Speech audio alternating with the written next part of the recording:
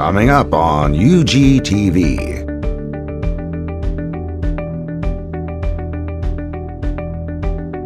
A special session of the Unified Government of Wyandotte County, Kansas City, Kansas.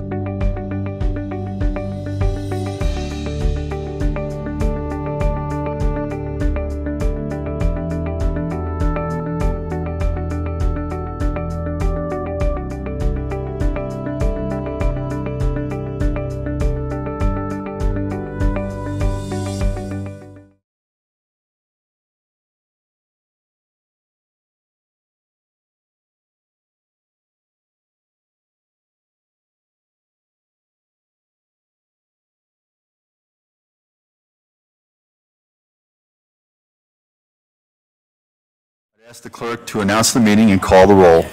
A special session is being held on Monday, July 30th, 2018 at 5 o'clock p.m. in the Commission Chambers regarding the final public hearing. Immediately following in the 5th floor conference room, Suite 515, will be a budget workshop. An executive session will be held in the 9th floor conference room regarding labor. Immediately following the executive session, the Commission will reconvene to the 5th floor conference room to conclude tonight's budget workshop. Roll call. Kane? Here. Markley? Here. Walters? Here. Philbrook? Here. Bynum? Here. Burrows? Here. Townsend? Here. McKiernan? Here. Mugia? Johnson? Here. Alvey? Here. So just a reminder, anyone who is interested in addressing the Commission on the public hearing agenda regarding the proposed 2019 Unified Government Budget and the 2018-2019 Annual Action Plan for Community Development may sign up at either of the tables located at the chamber doors. If you have not signed up on your way in and you wish to address the Commission on that item, you must go to either table and sign up for the appropriate section. So when the item is up for discussion, the clerk will call the names in order according to the sign-up sheets. She will also announce who's on deck, which means you will be next to the podium. When you come to the podium located by the railing up front, please state your name and city of residency for the record. You will be given up to 3 minutes to state your comments. The clerk will announce when you have 1 minute remaining to allow you time to conclude your comments. Again, tonight is our final public hearing to receive citizen comments on the proposed 2019 Unified Government Budget and the 2018-2019 Community Development Annual Action Plan. Administrator Bach. Thank you, Mayor, Commission. This evening, as you noted, Mayor, is what is classified as our final public hearing as we move into before we adopt the proposed budget this Thursday. One thing to note, this is really more of a statutory required public hearing. Our practical public hearing for community to come in and give input is done much earlier in this process as we start building the budget. Earlier in the year, in February, we conducted a public hearing, received comments from many residents of the community who submitted stuff not only in writing but appeared before you and offered their input for what would be going into it. And then +19139158346 is now joining. I believe we have Commissioner Marghia with us now on the phone. But as we advance forward, we're able to take the input over a series of months that allows to go forward and build the budget that is presented to you all at the beginning of this month from your input and that of the public leading up to this point, and then have all your input over the last several weeks as we are moving to our final stages. But with that, we still need to go through and hold one more public hearing for the budget for the adoption of both our Unified Government Budget and that of the Community Development Block Grant funding for input on that. So 2 parts. We're going to give a quick presentation this evening, which will be done by our Budget Director, Reginald Lindsay, and our Community Development Director, Wilva Miller. And at this time, I'll recognize Mr. Lindsay to come forward and run through a few components that are in our proposed budget. Good evening, Mayor Alvey and Commission. For the 2019 proposed budget, we have a $376 million budget that funds 30 state funds and also 200 services across the community. Of these 30 funds, we have the City General Fund, which is a $160 million budget, and also the County General Fund, which is a $63 million budget. And we have the Consolidated Parks Fund, which is a $6.6 million budget. Also, we have funds that are in special revenue funds. These consist of the dedicated sales tax, also special parks and rec fund, and also special street and highway. Then we also have our 2 debt service funds, one for the city and one for the county. Then we also have our enterprise funds, and that consists of our water pollution control fund and also our EMS fund. And there are a host of other funds within the enterprise funds. I'm going to drill down into the City General Fund a little bit. The biggest portion of the City General Fund is the public safety. We have the fire and the police here that make up 57% of that budget. And then the next largest portion is community services. There we have transit. We also have parks and rec. We also have economic development and the neighborhood resource center. And then our next portion is the public works department, which comes in at 12%. As part of this 2019 proposed budget, we cut the mill levy tax rate from 23 mills to 21 mills for the City General Fund. And you can see that decreased it by 2 right here, 2 mills that is. Now I'm going to drill down into the County General Fund. This fund right here takes into consideration Edwardsville and Bonner Springs along with Kansas City, Kansas. So it covers all the residents within the community. Public safety is the largest portion there. The biggest department there is the Sheriff's Department. We also have emergency management that is paid from that department. And then the largest second category is the general government, which makes up 20% of the budget. And that consists of the Treasurer's Office.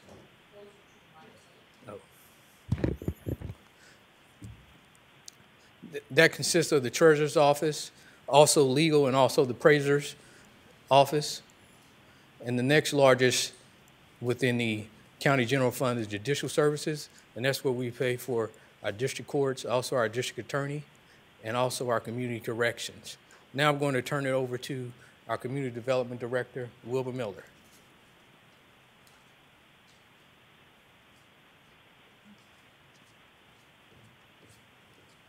Good evening, Mayor Alvey, Commissioners, and Mr. Bach. The Unified Government receives an annual allocation of entitlement funds from the U.S. Department of Housing and Urban Development for the following 3 programs: Community Development Block Grant Program, Home Investment Partnership Program, and the Emergency Solutions Grant. In order to receive these funds, the Unified Government must submit a 5-year consolidated plan, which includes an assessment of housing needs for both affordable and special needs housing, a housing market analysis, housing priorities and strategies to address those needs, a 5-year strategic plan, and an annual action plan. The Unified Government developed a new 5-year plan for fiscal year 17 through 21, which was revised to include the 2017 Park Drive Neighborhood Revitalization Strategy Area Plan. The Park Drive area was chosen because it was a tipping point neighborhood and is a SOAR initiative. The 2018 Annual Action Plan is the 2nd year of the new 5-year plan. The Annual Action Plan consolidates these 3 grant programs into a single application, which includes a description of projects and activities expected to be undertaking using grant funds and any expected program income. Examples of eligible CDBG activities on the screen are shown. The plan also includes actions that the Unified Government expects to take during the program year to pursue strategies described in the new 5-year plan. The Unified Government must hold 2 public hearings to inform the community about the plan process, and to obtain community input. The first public hearing was held on March 1st, 2018, prior to developing the plan. We are fulfilling the 2nd public hearing requirement tonight. The draft plan was published on June 21st, and citizens were given 30 days to comment. The budget is summarized by these following slides. As you can see, with the categories and activities: community development block grant, rehab, public facility improvements, public services, admin, for a total of $2,237,090. The home funds include the home chip down payment assistance, rehab new construction, and home admin for a total of $846,746. And then the Emergency Solutions Grant with ESG program activities and admin for totaling $181,922. This annual action plan must be submitted to HUD 45 days prior to the fiscal year that starts for us October 1st, which means submission can be no later than August 15th. Failure to submit by August 15th will automatically result in a loss of funds.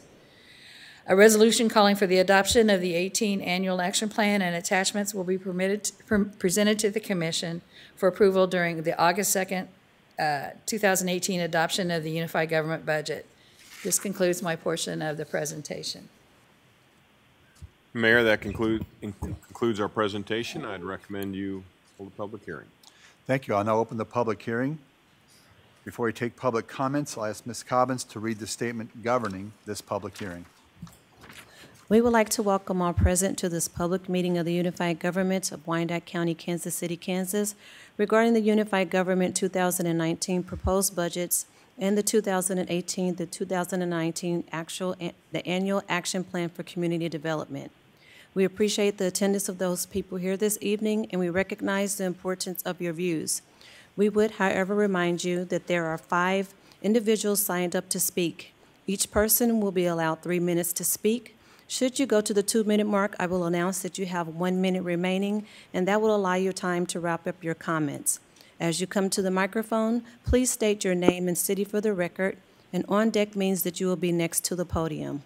We would appreciate your efforts to be considerate to all during their comments. We ask that anyone with a cell phone to please turn them off or switch to non-audio so you would not disturb the hearing or the recording purposes for the TV viewers.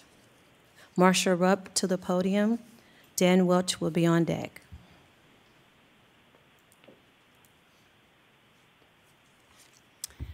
Good evening, Commission, Mayor, and Doug Bach, City Administrator, County Administrator, sorry. I wanted to start off, I did go to the budget, and then I did see the debt chart. And I go back to what some of the commissioners talked about. Commissioner Amargia, who doesn't happen to be here, but she is present on audio or on the phone, to transparency when it comes to giving out raises, okay? And I'm talking about the MBRs here. And I'm not saying that they don't deserve one. I'm just saying that we have neighborhood watch leaders that do the very same work that they do, probably work harder. And sometimes they get slammed for it because they have to be the hatchet person to go after people in the neighborhood who aren't abiding by codes. So they're taking more than what an MBR is on a regular basis. They don't get paid at all. We volunteer to do this. And so I just don't believe that, that I think there should be more transparency in what these people do. I know that some of those groups have lost a lot of people, okay? That needs to be a question on why we're not gaining people, why we're losing people. And I'm not talking about 1 or 2, I'm talking about 50, okay, 50. So I'm just saying, I think it really needs to be checked into. I wish everybody could have a raise, but we do have a debt chart. I saw it. And we need to really be transparent and see what people are doing as far as a job, okay? And neighborhood watch group leaders have to account for everything they do. They even have their checkbook number held and where funds are going and everything else. So they're more checked, actually, than MBRs are. And also, while I'm up here, it's got to be something good. So I want to thank you guys, and I want to thank Mike Tobin, and all of his men for Parallel, okay? Because even though it looks like a zebra, it is so smooth to drive, okay? And it's just wonderful to see that road. Everybody's going to be driving it now because that is really the best road to drive. And so thank you so much for the work that you did on that and for the commission for putting it through. Thank you. Dan Welch to the podium. Paul Sockbick will be on deck.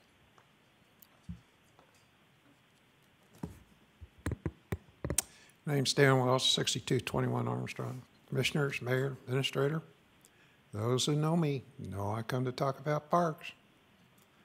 All of you are commission members instead of council members because of events surrounding our parks.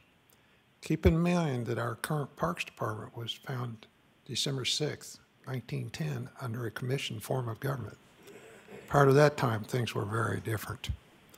We had a council form of government and a very independent mayor appointed three-man park board. Outdoor playgrounds and public parks embodied the notion of America the Beautiful.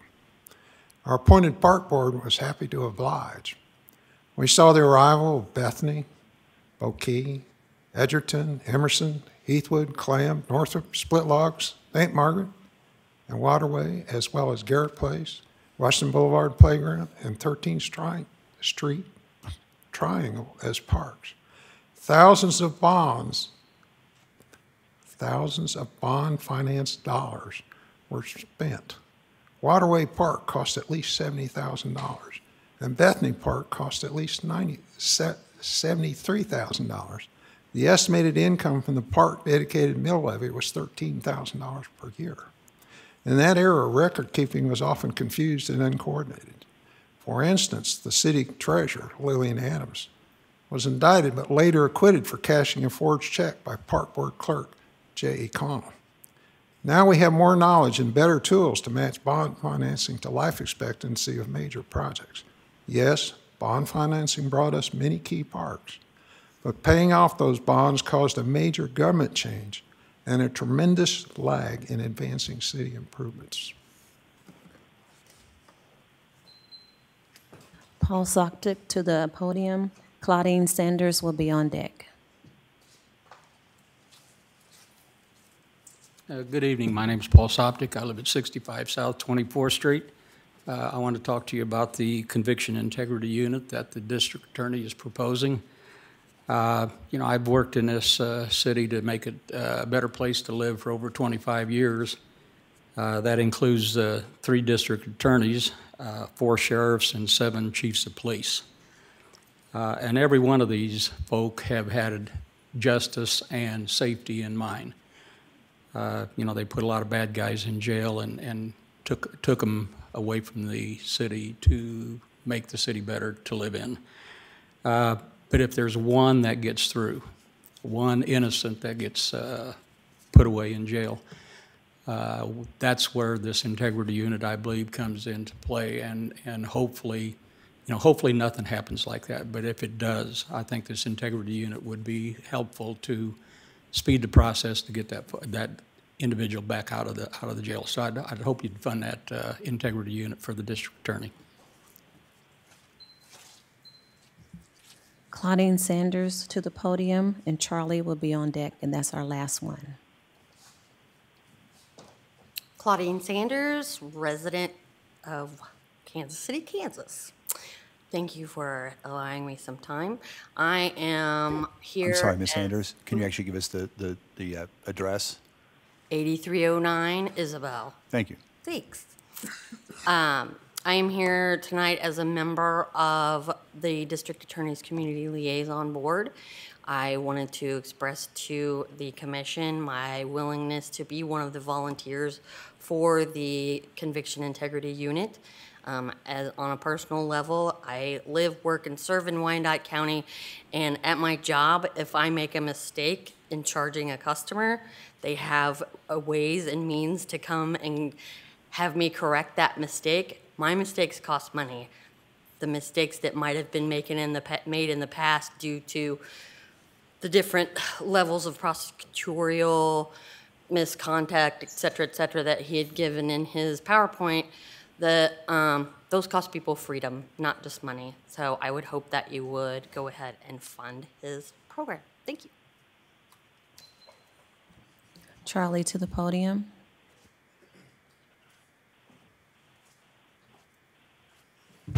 Charles Davis, 1863 North 40th Street. Mr. Mayor, Commissioners, and Mr. Bach. I'm here to speak on behalf of the Victim Integrity Unit that our district attorney has put together, and I see it highly needed for what we have going on in our city and our county. I think if somebody goes to jail for all the wrong reasons, it need to have somebody to oversee that to make sure that it's done and it's done correctly. And I believe that our district attorney, the work that he's been doing so far, proves that we need this integrity unit to be involved with everything that happens in our city and our county. I actually sit on this board, and from what I see that's going on in the community, we actually need it, because there are sometimes people get put in a situation that they really weren't involved in. So I think to have this integrity unit on hand for what our district attorney will work perfectly for our city and county. And also, I was going to try to stay for the rest of the meeting, but I just got called for our football team. I got to go coach tonight, so if I can be excused, please, if it's okay. Okay. Go team. Thank you. So we'll now close the public hearing. I'd like to thank each of you for coming out tonight to make comments. Is that how it goes? They cannot? Oh, it is? They did not, I don't. Wish to sign up? Okay.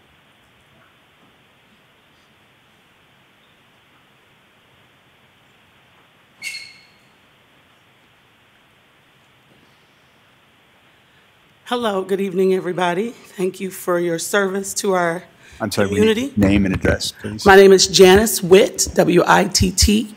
I live at 2717 North 88th Terrace, Kansas, Kansas, 66109. I am here to state my opinion regarding the 3/8 cent tax, the continuation of the tax. I firmly stand against the tax in the way that it is worded. Right now, it is presented to us in several different ways. If you read the budget book that was put out, the spiral binder, it states that it is going to cover things including machinery and equipment, and that isn't how it reads on the ballot. The ballot and capital projects. That's not how it reads on the ballot. So I'm asking that we be honest as to where this money is going to be going. I'm not against funding fire and police. I want to fund them. I want to give them everything they need, because right now they don't have everything that they need. And 10 years ago, when we started this, when this came on board, you'll remember you asked for the exact same reasons that you're asking for now, but none of those reasons have been fulfilled. As a matter of fact, we're down $920,000 on fire. Now, I have a problem with that. Not saying that these gentlemen didn't do what they were allowed to do by contract. I have a problem that our city administrator, that our mayor allowed over $1 million to be just drained out of a budget for people in a community that 1 out of every 3/4, nearly 24% of this community lives under the poverty level. Right now, I am sitting and I am looking in a group of people. You have 1 minute, ma'am. Who carries nearly $1 million budget for their funding. I believe Doug Bach, our county administrator, pulls in about $191,000 a year. I think Gordon Criswell probably, I think it said he pulls down $146,000 a year. Then we have the lower administrator that pulls down, well, we have 2 administrators that pull out $136,000. We're looking at over $1 million, close to $1 million to fund the leadership of our community, but they can't do something as simple as make sure that our fire doesn't work shifts, doesn't get paid for shifts that they're not working for. I have a problem with that. I request, as a citizen of Wyandotte County, Doug Bach, that you step down, that you resign your position and give it to someone, and we vote or otherwise come up with someone who is willing to stand for this community, Your time is with up, this ma'am. community, Thank you. and represent the people who are paying the taxes. So I will close the public hearing. Again, thank each of you for coming out tonight to make comments. We'll now go to the fifth floor conference room, Suite 515, for our budget workshop. The meeting will resume in about 10 minutes.